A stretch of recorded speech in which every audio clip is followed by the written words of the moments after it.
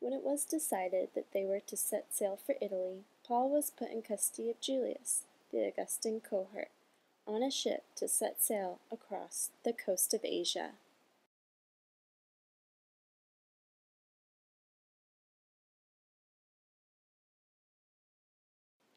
As sailing for the men became difficult, Paul became concerned, and he said, "Sirs, I can see that the voyage will be with danger and much heavy loss, not only of the cargo and the ship, but our lives."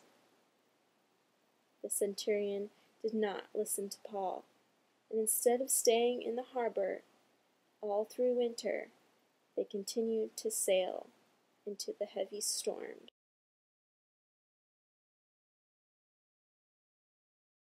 And then a heavy storm came in called the nor'easter. They were pounded by the wind and the rain and the waves. There were no stars in the sky for many days, and the men lost hope of being saved. Paul said, "Men, you should have listened to me. We shouldn't have sailed in the winter and avoided all this damage. Therefore, men, I urge you to keep up your courage, for there will be no loss of life among you, but only of the ships. For last night, an angel of God, to whom I belong, and whom I worship, he said, 'Do not be afraid, Paul. You must stand before the emperor, and indeed God has granted safety to all those who are sailing with him.' It has been 14 days now, and the soldiers on the ship suspected land to be near, so they planned to escape the ship. Paul saw them about to leave, and he told the centurion, 'Unless these men stay in the ship, you cannot be saved.'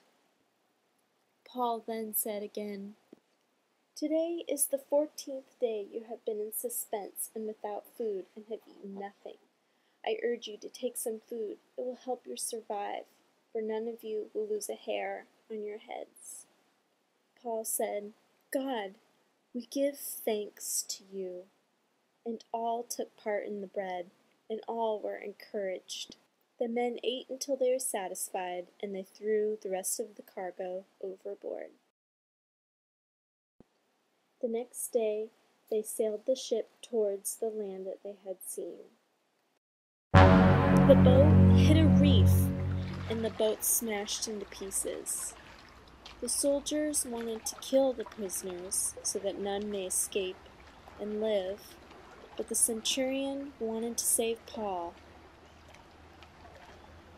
He ordered everyone to grab a piece of driftwood and float to safety on land.